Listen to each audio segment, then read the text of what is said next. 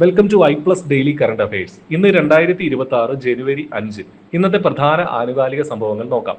ഇന്ത്യയുടെ ഔദ്യോഗിക സ്ഥിതിവിവരക്കണക്ക് സംവിധാനത്തിൽ പൊതുജന വിശ്വാസവും പങ്കാളിത്തവും വർദ്ധിപ്പിക്കുന്നതിനും അതിന്റെ ഐഡന്റിറ്റി ആധുനികവൽക്കരിക്കുന്നതിനും ഡേറ്റാധിഷ്ഠിത ഭരണം പ്രോത്സാഹിപ്പിക്കുന്നതിനുമായി സ്റ്റാറ്റിസ്റ്റിക്സ് ആൻഡ് പ്രോഗ്രാം ഇംപ്ലിമെന്റേഷൻ മന്ത്രാലയം സാൻഖികി എന്ന പുതിയ ലോഗോയും മാസ്കട്ടും പുറത്തിറക്കി.